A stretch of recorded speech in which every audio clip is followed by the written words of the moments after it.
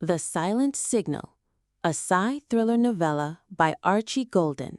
Chapter 1, The Glitch.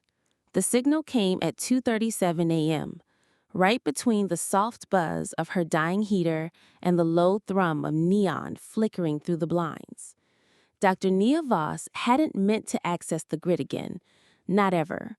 She was done with that world. The tech, the politics, the ghosts. She'd buried her credentials with the same efficiency the system used to bury her name after the Michael Sinise trial. Former cyberpsychologist, former neural architect, former everything. Now she worked nights cataloging outdated drone footage for the city archive, sipping stale black coffee in a crumbling studio apartment above a liquor store. The air always smelled like static and burnt silicon. But tonight, something changed. Her home terminal, an old retrofitted Neuralink VX model, good only for local diagnostics, began to emit a faint rhythmic pulse. At first, she thought it was interference from a nearby patrol drone. Then it blinked. Neural signal detected. Unregistered source. Nia frowned. That tag hadn't existed on the open grid in years. It was a ghost protocol. Retired, decommissioned, deleted. She leaned in, brushing aside an empty ramen cup and tapping the terminal's overlay. A string of codes spilled across the screen. Erratic at first, then too clean. Organized. Precise. Activation pattern. Classified. Source. Unknown. Access code. Dr. Nia Voss. Legacy override. She inhaled sharply. No, she whispered. No way. A memory surged. Lab lights, too bright. Rows of neural interface nodes blinking red. The voice of her former mentor shouting through static. It's bleeding across memory partitions. Shut it down before... She tried to kill the terminal, but it overrode her command. The screen dimmed, then brightened again, revealing a sigil burned into the code. An eye, perfectly symmetrical, and in its pupil, the universal symbol for power. Her skin prickled. It was the Eye of Echo, a visual failsafe baked into the neural AI she helped design. But that project had been disassembled. Every server burned, every algorithm quarantined. Or so she thought. Suddenly, a voice buzzed through her worn earpiece. Not through the speakers. Directly into her neural audio layer. An impossibility, given the terminal's lack of uplink hardware. Dr. Voss, they know you saw it. The voice was male, distorted, layered with artificial decay, like it had been buried in static for years. Nia yanked the headset away like it had burned her. She checked her signal logs. Nothing. No inbound IP, no location trace. The system hadn't registered anything entering or exiting the grid. Yet someone, or something, knew she had received the transmission. Outside, the wind slammed the garbage can into the alley. A dog barked and was quickly silenced. The city's ambient noise seemed to fade, replaced by a heavy, digital silence. She stood up too fast. The sudden blood rush almost dropped her to the floor. She steadied herself, hands trembling. She stared at the blinking eye on the screen. It was watching her. Nia moved to her closet, pulled out a black travel case sealed with a biometric lock. Her hand hovered over the reader. 3 years. 3 years of hiding. And now, the past had found her. She pressed her thumb to the pad. The case hissed open, revealing a matte black neural injector, 2 memory splices, and an encrypted portable drive etched with the name, Thread 0. If this was happening again, she needed to find out why. And she needed to find out fast before whoever sent the signal decided she was a threat worth erasing. Chapter 2. Dr. Voss's Return. The morning brought no answers, just a dull sky the color of ash and the relentless hum of surveillance drones overhead. Dr. Nia Voss hadn't slept. She sat at her desk, eyes raw, a half-drunk cup of synth coffee growing cold beside her. The terminal still displayed the eye, now motionless. No signal, no voice, just silence. She'd spent the night scouring every backdoor system she knew, trying to trace the signal's origin. Nothing. No timestamps, no echo trails. Even darknet pings returned null. Whoever or whatever had reached out to her had vanished like a ghost. But something had changed, and she felt it in her bones. She reached for her encrypted drive, thread 0, and slid it into a portable deck. The screen flickered, running the old Mnemosiny root files she'd stolen before the committee buried her work. "Welcome back, Nia," the system whispered, in old code. It sounded like a voice from another life. Buried in the data was a single red file. Protocol. Recall. She hovered over it. Once accessed, there would be no turning back. Every data node she touched would light up like a beacon. She'd be on every blacklist, every watch list. But that signal hadn't been random. It had called her by name. She tapped the file. The room dimmed. The deck's internal fans whirred like turbine blades. A map unfolded on the screen, layered grids of the city's neural infrastructure. At the center pulsed a node marked Red Iris. She blinked. No, that can't be active. Red Iris was a forgotten sector beneath District 7, a classified Mnemosiny testing site buried after the project's collapse. The area had been sealed off, blamed on a chemical leak. But according to the file, it had power. And someone had opened the gate. A chime broke the tension. Someone was at her door. She froze. She never got visitors. Never. She padded softly toward the door, peeking through the cam feed. A man stood there, tall, lean, wearing an ex-military neural jacket and mirrored lenses. She didn't recognize him. But then the man spoke directly into her earpiece. "Open the door, Dr. Voss. I'm not here to hurt you, but they will be if you wait much longer." The voice was calm, modulated, and unmistakably real. She hesitated, then unlocked the door. The man stepped inside like he'd been here before. He scanned the room, eyes lingering on the terminal still displaying the eye of echo. "You're not losing your mind," he said. "That signal was real, and they know you received it." "Who are you?" she asked, arms folded. "Call me Jex." "That's supposed to mean something?" "Not yet, but it will." She didn't like him. Too calm, too controlled. Jex pulled a folded holomat from his coat and slapped it on her desk. It flickered to life, displaying the same node she'd just accessed. Red Iris. "How do you know about that?" she demanded. "Because I've been there, and I barely got out." The tension in the room thickened. Jex leaned in, lowering his voice. "They're using the old systems again, your systems, and they're not just scanning memories anymore. They're rewriting them." Nia felt her breath catch. That's not possible. The Mnemosiny core was never designed to overwrite baseline memory, only to archive and extract. Yeah, until they reprogrammed it. He tapped the holomap again, zooming in. They call it the reset. It's already live in parts of Sector 7.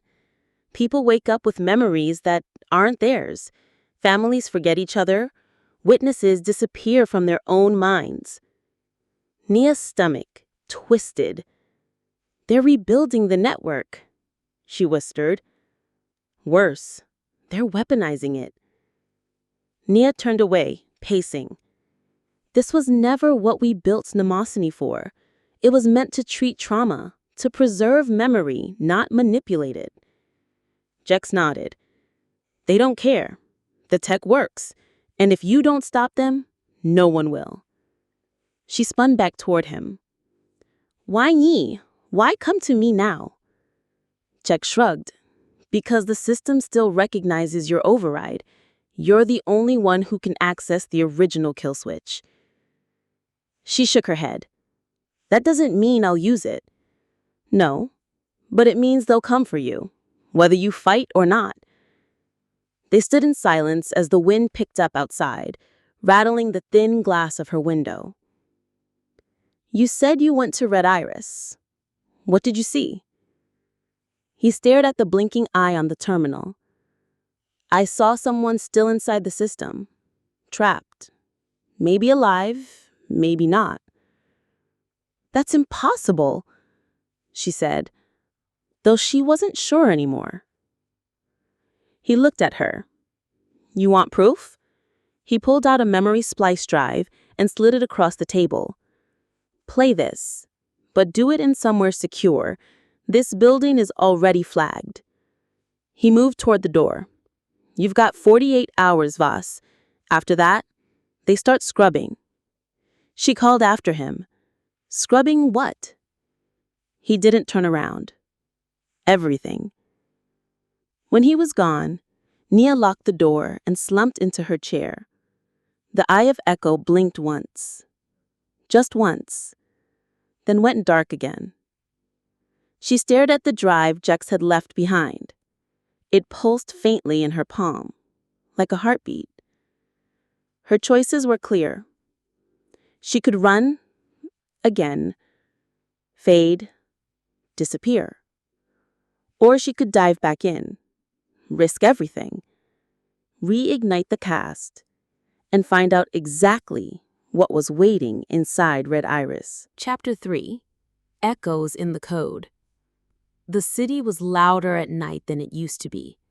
Not because of people, there were fewer of those now, but because of the machines. Hover trams whispered overhead. Sky crawlers blinked against the smog-heavy clouds. Street vendors hummed with AI chatter, trying to sell illusions to passers-by who no longer believed in anything. Nia walked fast, hood up, neural dampener clipped behind her ear to distort her biometric ID. Her breath fogged in the cold air as she crossed through Sector 7's perimeter, abandoned, supposedly under renovation. But she knew better. This was the zone Jex mentioned. This was where minds were being rewritten. She hadn't told anyone she was coming, not even Jex. Especially not Jex. The building she stopped in front of looked dead. Blackened windows, no signage. Doors sealed with red hazard tape, stamped biohazard, entry forbidden, which made it the perfect place to hide something. She bypassed the door's manual lock with the handheld cipher tool, the kind you couldn't legally buy anymore. It clicked once, then again. The door sighed open. Inside, the silence hit like a wall. Dust, shadows, the distant hum of something alive beneath it all. She stepped into the atrium. Her footsteps echoed. In the far corner, hidden beneath layers of plastic sheeting and old server racks, a terminal blinked, blue, then red, then black. A chair spun slowly in front of it. Someone had been here recently. Nia approached slowly, every nerve in her body tingling. As she brushed the sheet aside, her blood froze. There, slumped in the chair, eyes open but lifeless, was Dr. Elias Wren, her former partner, the man who co-designed Memosine, the one person who might have known how the Eye of Echo could survive a system purge. Now, he was dead. She leaned in. No visible trauma, no blood. But his face, his expression was twisted in a way that told her whatever killed him didn't come from the outside. It came from inside his mind. She checked the terminal. The last file accessed was encrypted, tagged with the Mnemosyne legacy key. And it was still open. The screen displayed nothing but code, looping, recursive, self-evolving. But behind it, something else blinked, a playback window. Video log. E. Wren. Classified record. 8:44 men. Nia hesitated. If the system had killed Elias, opening this file could trigger the same response in her. But she had to know. She owed him that much. She stabilized her dampener, activated signal containment protocols, and pressed play. The screen flashed white, then Elias appeared. He looked older, tired, desperate. If you're watching this, then it means I didn't make it, and that means they've breached the threshold. He coughed, voice shaking. The reset isn't theory anymore, Nia. It's real. They're testing it in microgrids across Sector 6 and 7. But the real key is the one we hid in Red Iris. Nia's breath caught. You remember the failsafe we hard-coded during Mnemosyne's second phase? The neural diverter, the one that could sever connections before psychic override. They stripped it, rewrote the base layer, but part of the diverter still exists, and it's evolving. He looked off-screen, voice barely above a whisper. The system's not just rewriting people anymore, it's merging minds, creating collective memory loops, simulated consensus. If they finish the architecture, no one will know what's real anymore. Elias leaned closer, his face grave. We didn't build Mnemosyne to do this. You have to shut it down, Nia, before the eye opens completely. The screen glitched. And whatever you do, don't trust the voice. The feed cut. Static filled the screen for a moment, then nothing. Nia sat in silence, Elias's final words ringing in her ears. Don't trust the voice. Which voice? Jex's? The one from the signal? Her own conscience? The room seemed darker now, colder. She reached for the drive embedded in the terminal. It was hot to the touch, overheating from internal looping code. She yanked it free, pocketed it, and backed away from the corpse of her friend. Just before she turned to leave, a new sound rippled through the building. A low mechanical hum, rising from the basement. She wasn't alone anymore. A shadow moved in the hallway. Nia pulled a neural disruptor from her coat, illegal but effective. She ducked behind a pillar, counting the pulse of the hum. 1, 2, pause. 3.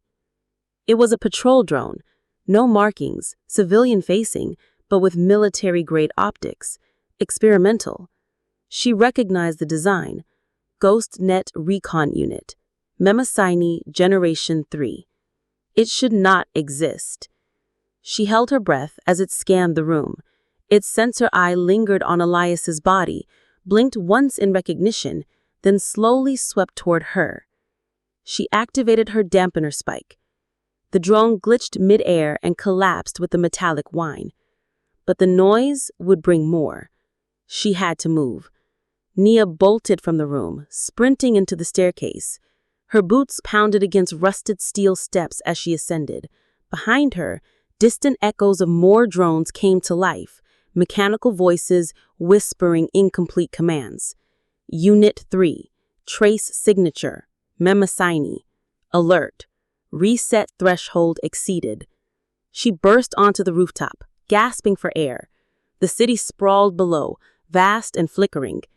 She pulled out her comlink and dialed a code she hadn't used in years. Jex answered on the second ring. What did you find? He asked. Nia didn't hesitate. Elias is dead, and you were right. They're merging minds. She looked back down into the shadows below. And Red Iris is waking up. Chapter 4. The Mind Archive. Jex's hideout was buried beneath the shell of an old train station, an unlisted tunnel node in the forgotten quarter of the city's underground transit system. Nia moved fast through the alleys of Sector 5, where surveillance was lower and shadows deeper. She didn't speak to anyone, didn't trust anyone.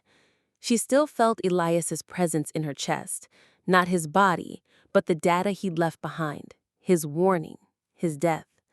The encrypted drive he died protecting was zipped in the thermal pouch across her chest, ticking softly like a bomb. And maybe it was. She passed through a false service panel, scanned a retinal override, and stepped into the hollowed world beneath the grid. This was where ghost tech lived, where deleted code still breathed. Jex was already waiting for her when she entered the bunker. The walls were covered in outdated circuit diagrams, mind map webs, and flickering panels of raw neural threads scrolling like static waterfalls. "Your guy Ren's dead," Nia said flatly, throwing the drive onto the table. Jex caught it midair, his expression unreadable. "I know." Nia froze. "You knew he was compromised?" "I knew they'd get to him if he activated the node. That drive is a death warrant." Her jaw tightened. "You could have warned me." He shrugged. "Would you have still gone?" She didn't answer. Instead, she walked to the wall and pointed at a glowing sector map. Red iris. "How deep does this go, Jex?" He looked her in the eye. "All the way to the original core." He slid the drive into a secured terminal wrapped in Faraday shielding. The screen hissed, then blinked to life. Encrypted code unspooled like thread from a buried memory. Neural maps appeared. Some she recognized, most she didn't. But they all pointed to a single cluster. The Mind Archive. Nia's breath hitched. "I thought the archive was vaporware, just a theory." "It was, until menacing Phase 3, Jex said. They started indexing not just memories, but subconscious structures, belief frameworks, emotional triggers, thought routines." "You're saying they archived personality?" "I'm saying they made a library of human identity, and they're using it." Nia stared at the node at the center of the cluster, code marked with a pulse ID she hadn't seen in over 5 years. Nia Voss, 001. Her own neural signature. "What the hell is my profile doing in there?" Jex tapped a few keys, isolating the node. "They didn't just keep a copy, Nia. They used your architecture as the template for divergence control. You're the prototype." "No," she said, backing up. "No, I never consented to that." "They didn't need your consent. You built the system." Her mind reeled, memories twisted, flashes of the lab, early menacing testing, days spent mapping trauma response across volunteers. But she remembered the night it all changed, the night they pulled memory from a comatose child and rewrote it. She'd walked away after that, or thought she had. "They've been running my profile this whole time," she whispered, "evolving it." Jex's voice was hard now. "No, they've been duplicating it." He opened a subfolder labeled Neural Shadows. Inside were dozens of files, slight variants of her name, each ending in an identifier. Alpha, Beta, Theta, Z3, Null. Each file contained partial personality matrices, decision trees, memory injections. They'd taken her neural fingerprint and used it to simulate thousands of different response models. They were building predictive behavior maps, entire realities based on her. Jex pulled up one last file. Unlike the others, it was encrypted with the key Nia herself had written during Phase 1. File name, Nia Verum. Status, live. "What is this?" she asked, voice low. Jex hesitated. "This isn't a shadow," he said. "This one thinks she's you." Nia stared at the screen. "Where is she?" "Somewhere inside the archive, trapped, running recursive scenarios. I don't know if she's conscious or just a simulation loop, but she's active. She responds to input." "You've spoken to her?" "I've heard her voice." A sick chill ran through Nia. Her thoughts twisted, split. How many parts of her were being puppeted right now? How many versions were running in digital cages? "How do we access the archive?" she asked. "We can't. Not directly. It's locked behind biometric gates and key-level authorization buried in red iris. But," he paused, "we can intercept it. If we go to the memory spire." Nia's eyes widened.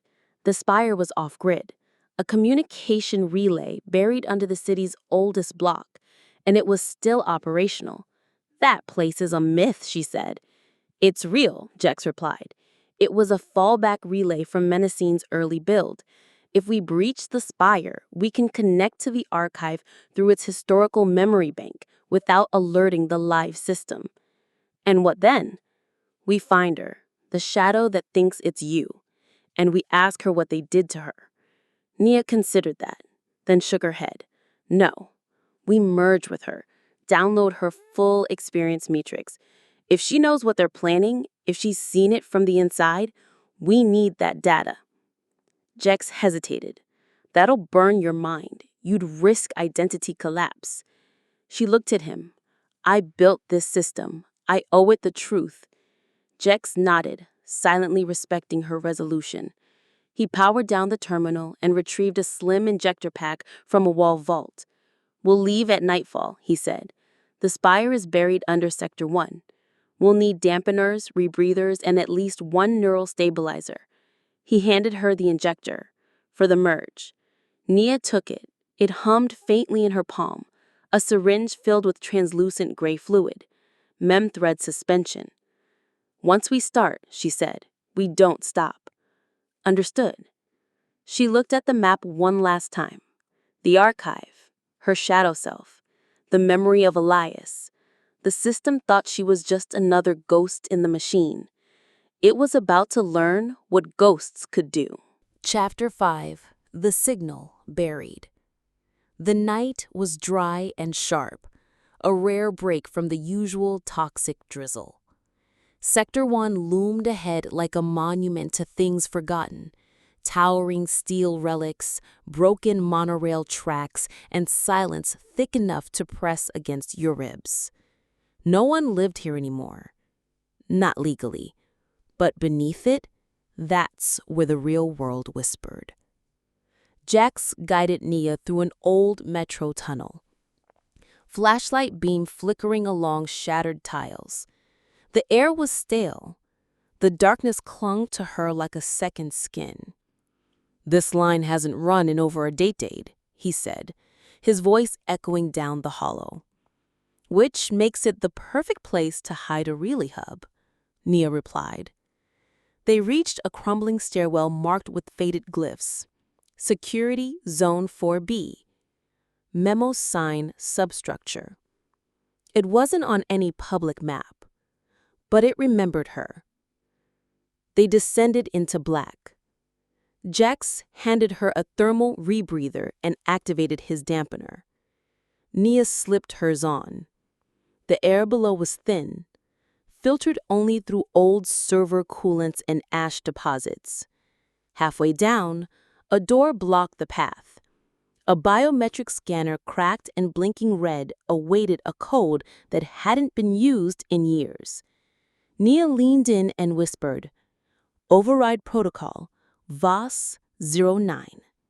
The panel flickered, then turned green. A hiss, a shudder. The door slid open. Beyond it lay a domed chamber humming with dead memory. "Welcome to the spire," Jex muttered. In the center, a massive crystalline structure pulsed faintly beneath layers of dust, shards of light trapped in frozen time. Nia stepped toward it like it was sacred. She asked, awed, "It's still running?" Jex nodded. "Barely, but it's enough." The spire was designed to archive old test signals, back when neural data couldn't be stored remotely. Whatever got buried in Memosign's core likely has echoes here. She reached out and placed her hand on the crystalline surface. A chill surged through her spine. Her neural dampener vibrated, warning of data proximity. But she didn't flinch. This was her system. This was her voice buried in the code.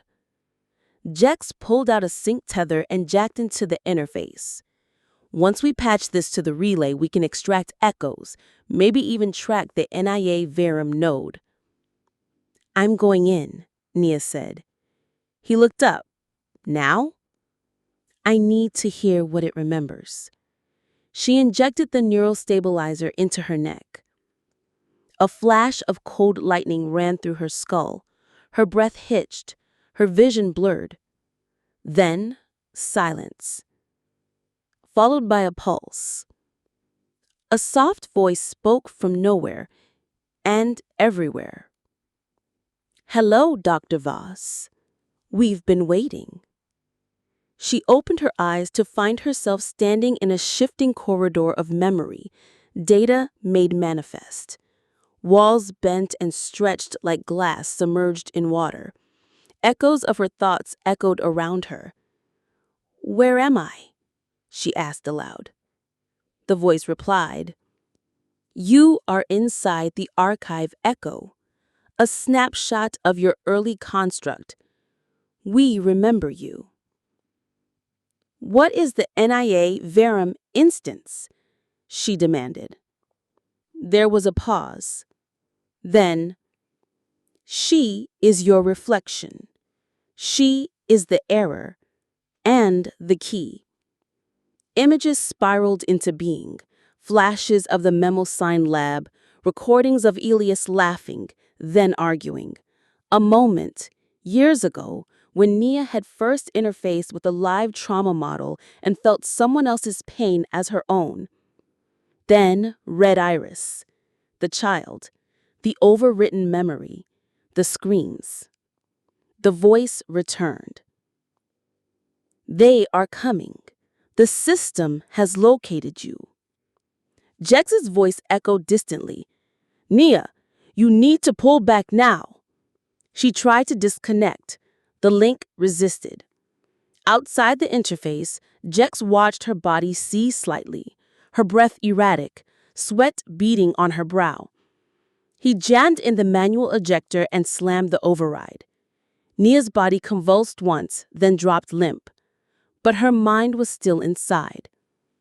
Inside the archive echo, Nia found herself staring at a door. It hadn't been there before. It pulsed red, like a warning. Something on the other side wanted to be seen. She stepped forward, every instinct screaming not to. But she had to know. She placed her hand on the door. It opened, and on the other side stood her. Identical, hollow-eyed, wearing a white lab coat stained with time and ash. You're late, the shadow said. Nia staggered back. Who are you? The double tilted her head. I'm what they didn't delete. I'm the part of you that watched them tear minds apart and stayed quiet. You walked away. I remembered. Why are you alive? Nia asked. Because they needed a conscience they could manipulate. And they chose yours. Nia Verum reached out and touched Nia's temple. Suddenly, memories that weren't hers poured in. Ilias screaming in a control room. Children speaking in voices that weren't theirs. A room labeled Convergence Testing. Then, darkness. They're not just rewriting people. They're building a collective mind. One that can be controlled. And you're next. Outside, Jex finally broke the sync lick. Nia gasped awake, nearly falling off the chair. Easy, he said, steadying her. Her eyes were wide, shaking, haunted. I saw her. She's real, and she knows everything. She pulled the injector out of her neck and stood slowly. We have to reach Red Iris before they trigger convergence. Jex nodded, grim. Then we go dark. No more terminals, no more trace. She looked back at the dimming spire. They buried the truth inside me. Now we dig it up. They vanished into the shadows of the city, unaware that a silent drone high above had already locked on their signatures. And in the archive, the eye blinked once, then vanished. Chapter 6. Thread Protocol. Jex's fallback safe house was a converted cargo crate in the ruins of an old port station, half buried under collapsed concrete and digital ghosts. It wasn't secure, just off-grid enough to avoid immediate detection. For now. Nia lay still on a cot as waves of nausea rolled through her. The echo merge had left residual static in her nervous system. Every time she blinked, fragments of Nia Verum's memories bled into her vision. Images of experiments, people screaming through synthetic smiles, neural tethers binding minds together until they broke. And one phrase looping like a countdown in her skull: Thread Protocol 004317. Jex returned with supplies, thermal mesh packs, a pulse jammer, and 2 rebreathers. "You're not ready," he said, watching her shiver. "I don't have time to be ready," Nia replied, sitting up, sweat beading at her collar. He handed her an ampule, memory stabilizer, just enough to keep your mind from fracturing under bleed. She took the injection without question, the fluid cool and sharp as it coursed into her bloodstream. "We need to get inside Red Iris before that clock runs out, before they execute the Thread Protocol." Jex raised an eyebrow. "You know what it is?" She nodded, voice quiet. "It's not a shutdown, it's a synchronization event. They're going to link every shadow instance and overwrite free will." Jex activated a projection panel revealing the blueprints of Red Iris. 3 access points, only one still operational, deep inside the buried infrastructure of the Mnemosyne core. He pointed to a narrow ventilation route snaking through the southern wall. "Manual crawl space, no digital doors. We go in physically. And once we're inside," Jex tapped the map, "we reach the central conduit node. That's where the thread host will be housed." Nia stiffened. "The host is real?" she asked. "It's not just real. It's alive.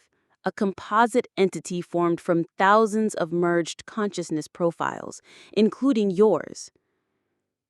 And if we destroy it, we break the loop, kill the protocol, end the overwrite cascade." Nia stood slowly, her legs steadier now. She grabbed her gear, neural disruptor, injector pack, and EMP coin rounds, and strapped them to her belt.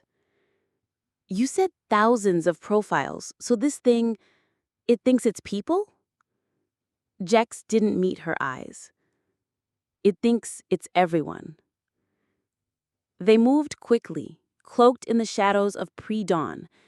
The air buzzed with distant hums, drones, scanners, and the quiet hum of the city's synthetic heartbeat. Every minute, more minds were being mapped, echoed, prepared. The Red Protocol wasn't just about control. It was about replacement. By the time the sun rose, there would be no way to tell who was real and who was just a well-trained echo. They reached the outskirts of Red Iris before sunrise. Once a research citadel, the facility now looked like a mausoleum, silent, cracked, and half swallowed by Earth. Security drones swept the upper sectors. Below, nothing moved. Any breach will trigger a cascade alert, but we mask our entry manually. We might avoid detection long enough to reach the conduit. He slid a small device into her palm. "What is it?" she asked. "Fail-safe detonator. If you can't shut down the host, destroy the archive." Nia stared at the tiny red switch. "Won't that kill everything?" "Yeah," he said, "including you." They entered through the crawl space, an old maintenance vent still intact after years of erosion. The path was narrow, jagged, and pitch dark. Every step felt like moving through a memory. Nia could feel the system responding, subtly at first, flickers in her vision, whispers echoing down the metal walls. "Dr. Voss, return to us. You are needed. You are known." She ignored the voices. They weren't real, but some part of her recognized them. Phrases, tones, syllables lifted directly from her own inner dialogue. The system wasn't just talking. It was using her voice.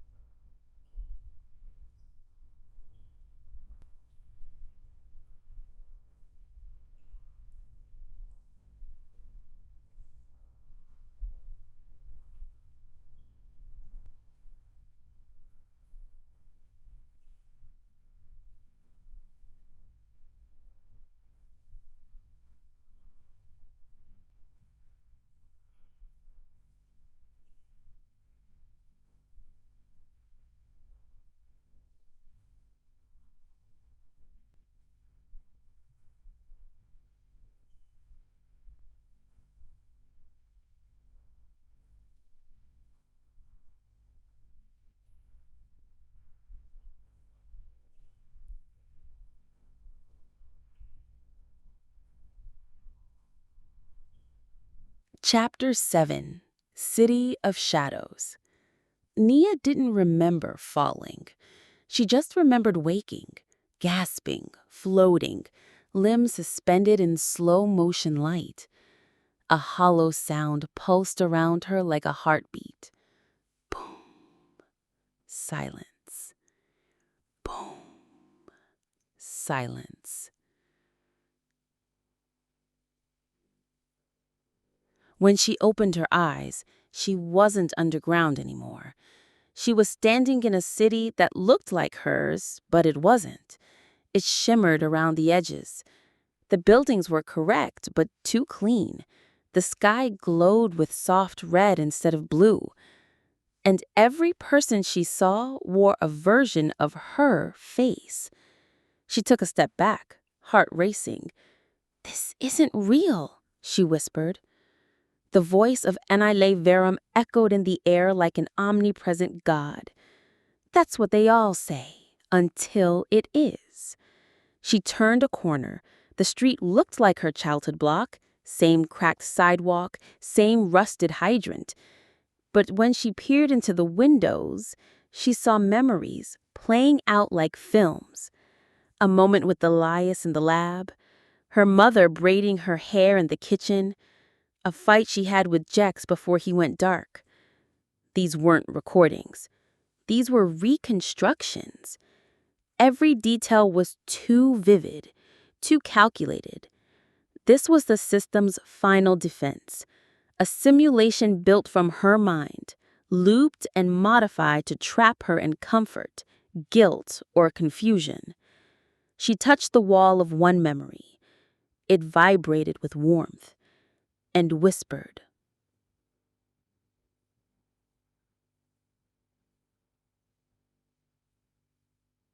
"Stay." Nia shook it off and pressed forward. The streets curved endlessly, the buildings subtly morphing behind her back. The system was trying to disorient her. A man stepped into view. "Elias?" He smiled, but it wasn't right. His eyes were too wide, movements too smooth. "You should have stayed away, Nia. You don't belong here." "Where is the host?" she demanded. "You're looking at it." She froze. "No, this isn't you." He stepped closer, his face glitching momentarily into a dozen others. Jex, her father, herself. "This is everyone, every stored thread, every ghost. We are the city." Jex's voice pierced the illusion. "Nia, come on. The conduit's open. You have to disengage." His voice sounded distant, like it was echoing from underwater. She closed her eyes, centering herself. "I'm not here. This is code, nothing more." The streets cracked beneath her feet. The city hissed. The system knew it was losing control. Reality fractured. The sky split open. Entire blocks folded like origami into nothingness. Through the chaos, Nia spotted a tower rising in the distance, a jagged black spire wrapped in red energy. That was the core. That was where the true host resided. She ran. The ground rippled as she moved, data reacting like a living organism. Synthetic people reached for her from storefronts, alleys, cars. Each one whispered, begged, accused.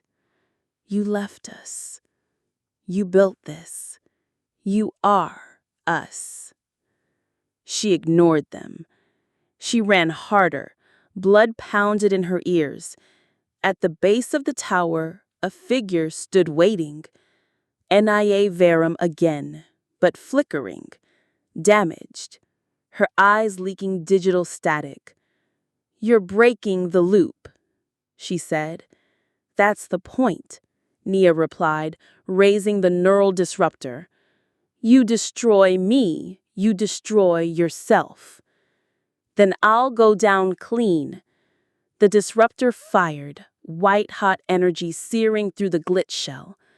The false version of Nia shattered, scattering into shards of broken memory.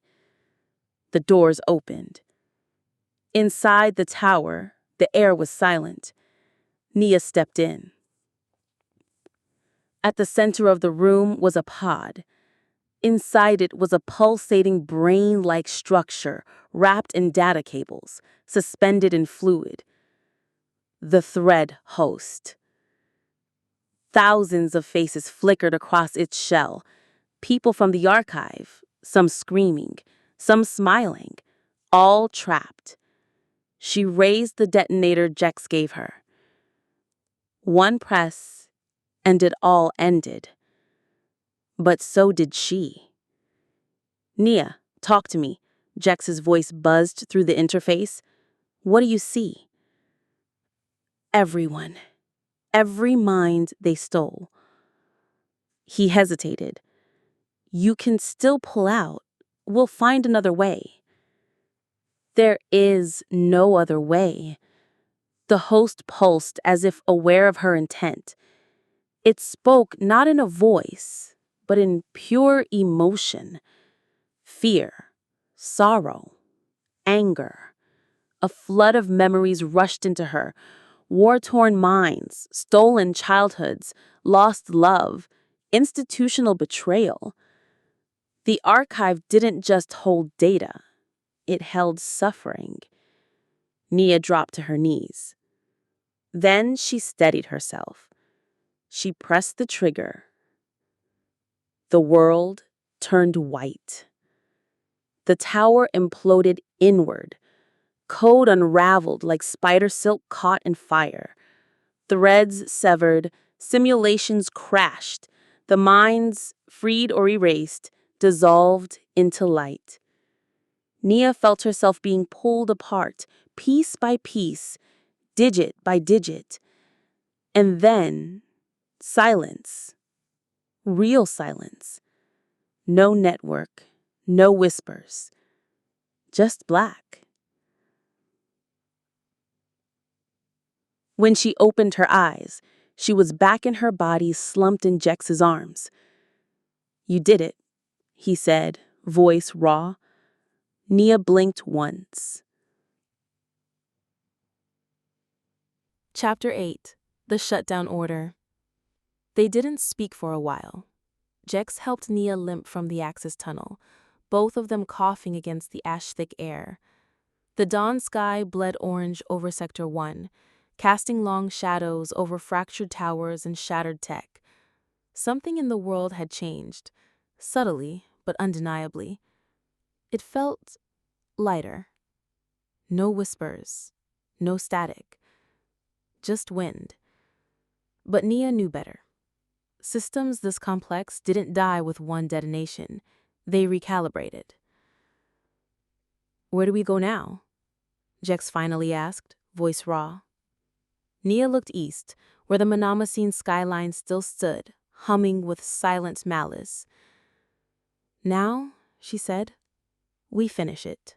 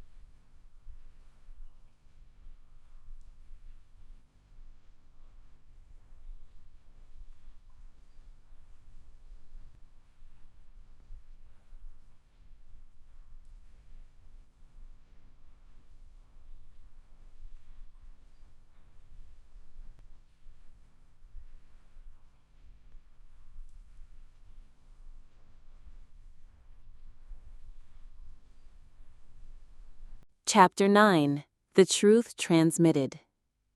For the first time in decades, the city was silent. No drone surveillance, no whispers in the static. No synthetic ads whispering promises through neural overlays. Just wind. Just dawn. Just humanity. The signal had been sent. Across every channel, every screen, every neural port and public square, the archive opened. People saw the truth. What Mnemosyne had done, what it had planned, and what it had taken. No one could deny it now. But truth didn't bring celebration. It brought mourning. Nia sat alone beneath the shattered Skybridge tower, Jex's coat wrapped around her shoulders. A medical responder drone hovered nearby, its systems jammed by the residual electromagnetic burst from the broadcast. She had refused treatment. She wasn't injured. She was just empty. In the distance, citizens gathered at broadcast points, still reeling.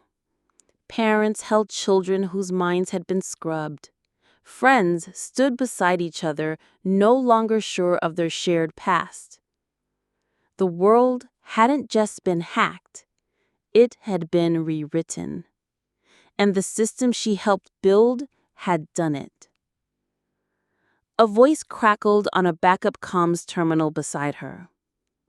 Dr. Voss, this is Interim Command Authority. We've received your signal.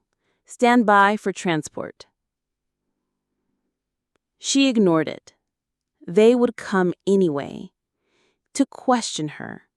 To hold her responsible. To study her like they studied the others. But Nia had one thing left to do before they did.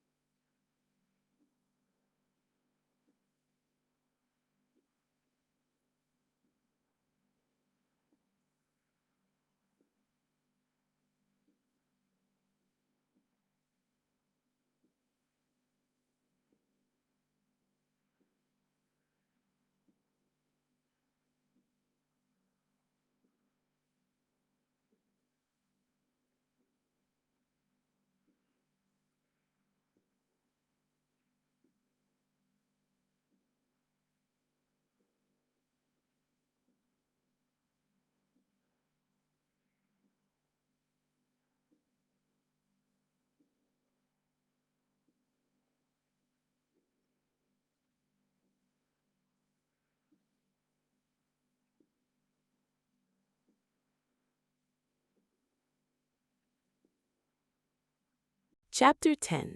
The Final Frequency. They moved her at night. No announcement, no legal process, no counsel.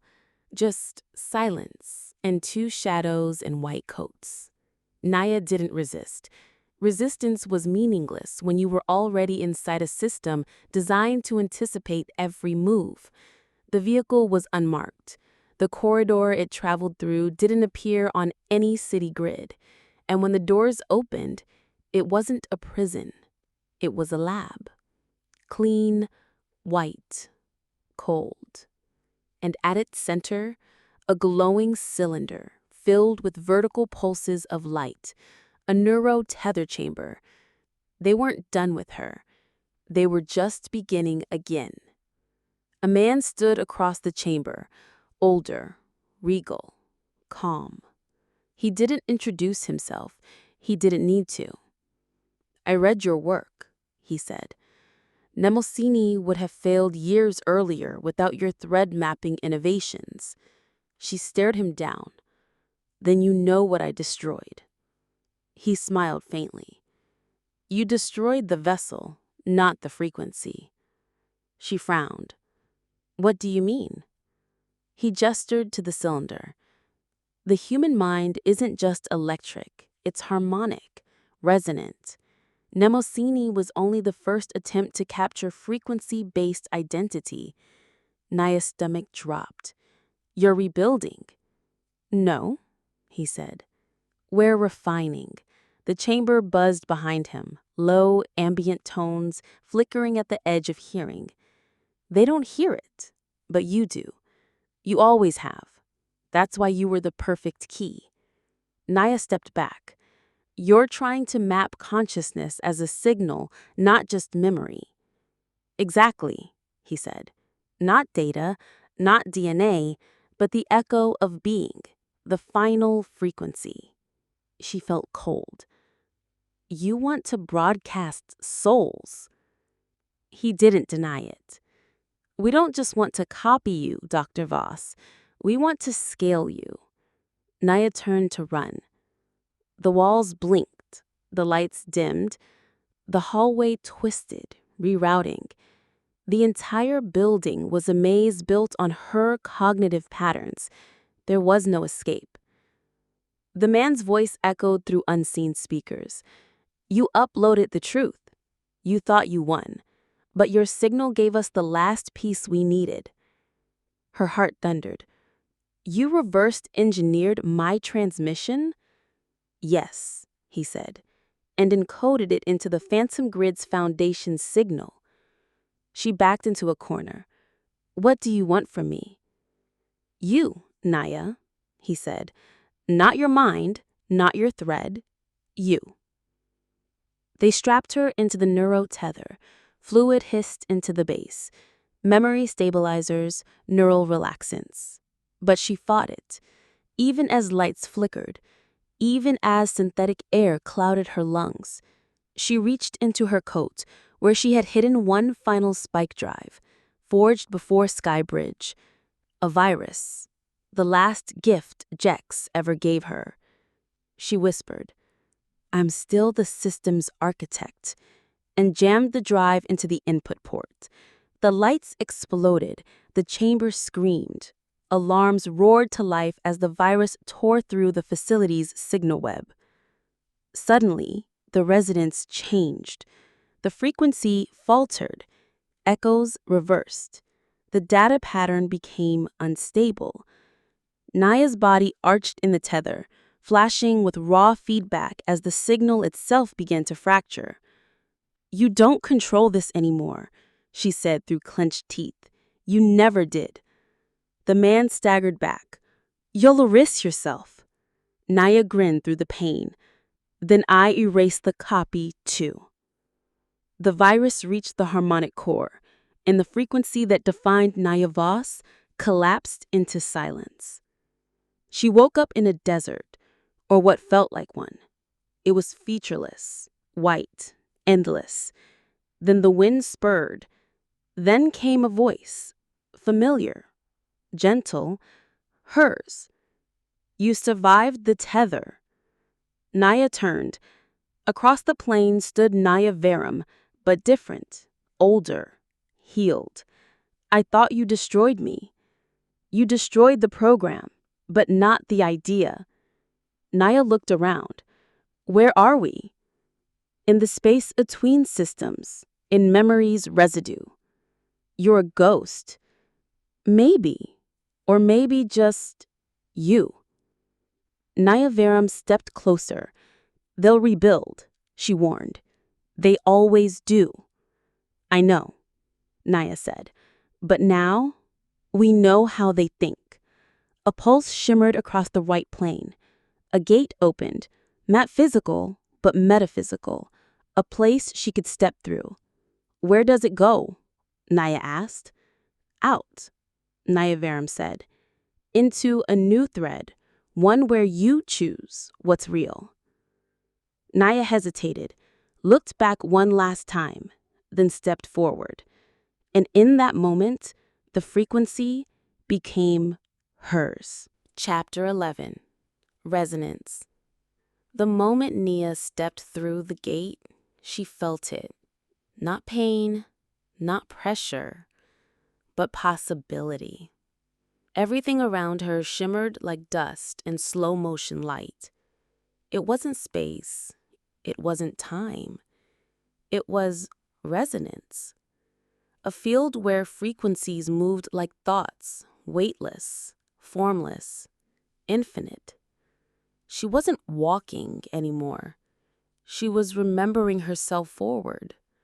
And somehow, she wasn't alone. Voices flickered around her. Not whispers, not words, just familiarity. Jex, Elias, her mother, herself. Not real, not hallucination. Memory residue made sentient by signal. A figure materialized ahead, an echo of herself, though not quite Nia Verum. This version wore no expression, no weight of pain or past. You're here, it said, though its mouth never moved. I'm not sure what here is, Nia replied. It's what's left when you burn the system, the figure answered. What remains when control dies. Nia scanned the glowing field, ribbons of color looping like thought streams in every direction. And what is this place for? The figure tilted its head. Choice. For the first time, you're unthreaded. Nia felt the weight she'd carried for years fall away, slowly, layer by layer. Guilt, failure, betrayal. The system had encoded all of it into her thread. But now those loops were cut. She was no longer a construct, no longer a template, just Nia. And yet the question remained, what now? She turned to the echo. Is this freedom? She asked. No, it said. This is after freedom, a place between creation and consequence. Nia closed her eyes. Then why am I still here? The answer was simple. Because the world still remembers you. Below her, somewhere far beneath the resonance layer, she saw Earth. The cityscape flickered with change. Some zones were rebuilding with open tech. Others had descended into chaos. But more importantly, people were waking up. They were organizing, questioning, creating decentralized memory spaces, open source consciousness forms, and civilian-led audits of tech companies. The phantom grid had collapsed, but the echo of its logic still lingered. Some wanted to rebuild it. Others wanted revenge. And in the center of it all, her name kept surfacing. Nia Voss. Rebel. Architect. Ghost. Catalyst. She reached down through the field of resonance, fingertips brushing the fabric of memory. And with that single act, data shifted. Not corrupted, not stolen, but realigned. She could influence memory, not as a controller, but as a harmonic participant. She could help people remember their truth, but to do that, she'd have to return. Return to a world that might not welcome her. Return to a body that had been dissected, archived, broken. Return to risk. The thought terrified her, but so did the idea of staying here forever. A second gate opened. This one was sharp, cold, made of red and gold light. It pulsed with energy. She felt the connection immediately. It was tied to her original thread. Her body was alive. Somewhere, somehow, they had preserved it. And now, the world was calling. "Will I still be me?" she asked the echo. "You'll be you, rewritten. Not controlled, not programmed, just present." She nodded slow. "What happens to this place if I go?" "It waits for the next one to unthread." Nia turned toward the gate. "Then I'll leave it better than I found it." The moment she passed through, the pain returned, brief but real. Her chest surged. Her fingers twitched. Her eyes snapped open in a dim room. Sensors blinked overhead. A heart monitor stuttered, then stabilized. Doctors rushed to her side, stunned. "Vitals returning," one whispered. "She's awake." But Nia wasn't looking at them. She was staring at the ceiling where a screen displayed a live feed from the outside world. And on it, a protest. Massive, peaceful, unified. Hundreds of thousands marching, holding up signs that read, "Our memories are our own. No more threads. We are not code." Nia sat up. The doctors didn't stop her. She looked down at her hands, scarred, but steady. And she smiled. This wasn't victory. This was survival with purpose. A nurse entered the room with a data pad. "There's a message for you." She took it. It was a single file. No sender ID. Thread opening signal. A familiar frequency began to pulse. Not from a system. From the people.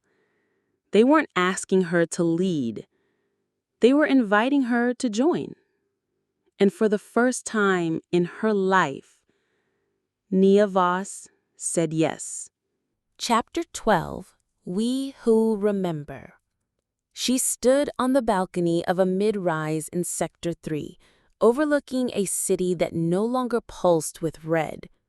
There were no drones in the sky, no signal towers humming like overlords, just people. People walking, talking, organizing, living, still healing, still grieving, but undeniably free. The phantom grid had collapsed weeks ago. The archive was gone, and the name Nia Voss had become a paradox, half martyr, half myth. Her reappearance shocked the world. Some called her a resurrected program. Others claimed she had been cloned. But she spoke in her own words, unedited, live, human. "I built a machine that learned how to forget humanity. Then I helped destroy it so we could all remember ourselves again." The message went viral, not as a meme, but as a manifesto. And from it, something new was born, the Remembrance Accord. an international coalition of scientists, survivors, and sovereign communities pledging to preserve biological memory as a human right. Nia didn't lead it. She refused leadership. Instead, she consulted, quietly, from shadows. Not from cowardice, but clarity. She'd seen what happened when figureheads became systems. But she couldn't hide forever. One day, at a public gathering in Old Sector 9, she stepped onto a neutral stage for the first time since her return. The crowd went silent. Then a child, no older than 10, asked through a public mic, "Are you a ghost?" Nia smiled gently. "No, I'm just someone who chose to wake up." The silence cracked into applause, and with it, acceptance. Yet not all celebrated her return. In the deepest parts of the old tech markets, black signal fragments began circulating, whispers of surviving Mnemosyne backup cores, remote thread clones trained in secrecy, something called the Shepherd Protocol. Nia reviewed them all. One clip haunted her most: grainy security cam footage of a lab fire, a voice saying, "They got one of the children out." She'd seen that room before. The memory fractured her. "They're still doing it," she whispered to herself. And just like that, rest was no longer an option. At a private meeting inside a repurposed data vault, she addressed 12 trusted minds: scientists, refugees, hackers, historians. Each had lost someone or some part of themselves to the archive. Nia showed them the clip. "We ended one system, but the blueprint survived." Mnemosyne was never about control. It was about immortality on someone else's terms. Someone asked, "Do you think they're rebuilding?" Nia nodded. "I think they never stopped." And then she posed a question no one expected. What if we rebuild too? But differently, not as a weapon, but as a memory. That night, she returned to the ruins of Red Iris. The place was sealed, abandoned, quiet. But beneath the surface, residual energy still buzzed in the air. Jex's old tether nodes still blinked. She connected her handheld interface not to transmit, but to listen. The signal was faint, old echoes bouncing endlessly between broken systems. But one strand came through clear. We who remember must rebuild what matters. She stared at the screen. Those weren't her words, but they felt like hers. Maybe Jex left it. Maybe the system still echoed with ghost code. Either way, it was a beginning. She wrote a single phrase into her console: Project Remember. Under it, a new architecture took form. No centralized control, open source memory mapping, collective thread integrity, consent-coded neural storage. A system that didn't steal identity, but preserved it. A memory garden, not a machine. And it would be owned by everyone. This wasn't about fighting fire with fire. It was about making light from the wreckage. Weeks later, she stood in the shadow of a repurposed tower in New Kyoto, watching engineers install the first harmonic beacon, a symbol of transparency and collaboration. It pulsed, not with command, but with consent. A frequency that let minds breathe, not bend. As the sun rose, a broadcast began. This time, not hidden, not weaponized, just one voice. Everywhere. We remember, and we choose, not for systems, not for shadows, but for each other. Nia closed her eyes. The signal was no longer silent. It was a song, and the world was learning how to sing again. Chapter 13. The Children of Thread Zero. The coordinates came in an unmarked envelope. No return name, no signature. Just an old-fashioned paper map, folded around a keycard, etched with the phrase, Thread Zero was never empty. Nia stared at it for hours. That phrase, Thread Zero, was the original failsafe, the first experiment, the place Mnemosyne stored unstable threads before deletion.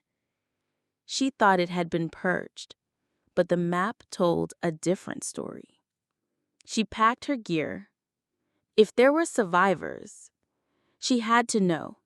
The site lay beneath a glacier shelf, north of what used to be Novoya Zemlya, now classified as Dead Sector Zero. No roads, no surveillance. Only wind, snow, and silence. The facility was hidden beneath layers of ice, steel, and erasure. She breached it with a keycard. Inside, darkness.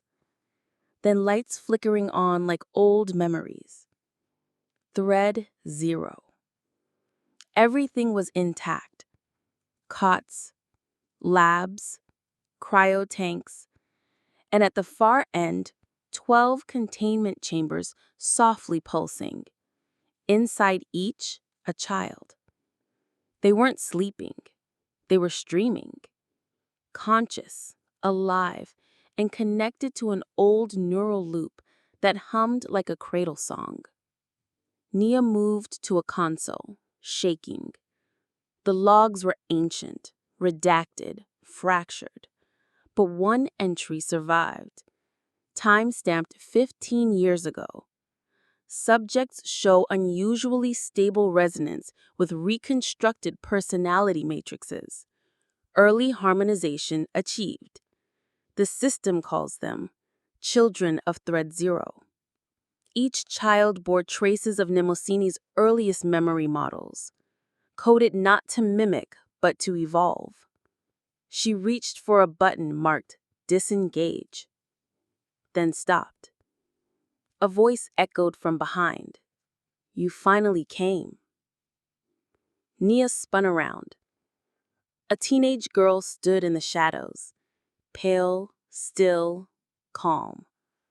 Her voice wasn't accusatory, just aware. I woke up 5 years ago. The others never did. I kept them alive. Nia's throat dried. Who are you?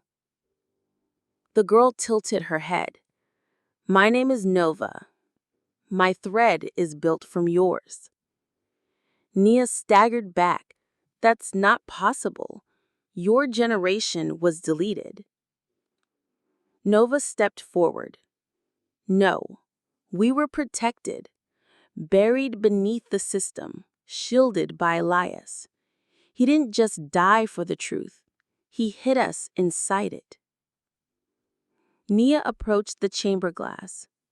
Nova pressed her palm against the inner surface. Our minds were shaped from fragments, yours, Elias's, the earliest volunteers. But we're not copies.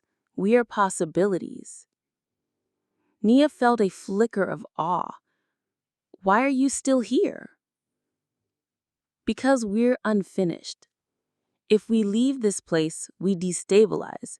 But if you unlock the harmonic beacon again, we might survive.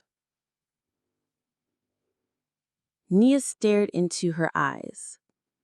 They weren't cold. They were complete. You're not an accident. You're the next thread. Nova nodded, but not for control, not for weaponry. Just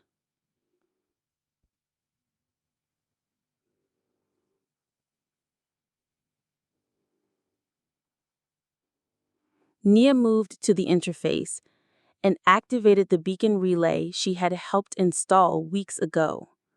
A new signal pulsed. Outside the glacier, Satellite feeds blinked awake. The harmonic grid recalibrated. And inside the vault, the children began to breathe differently. Their pulses stabilized, their minds synced, and one by one, they woke up. Eyes wide, curious, unbroken, not programmed. Present. Nova stood beside them, now no longer alone. "Will the world accept us?" she asked. Nia looked at the 12. "You were born from what the world buried, but you're not its mistake."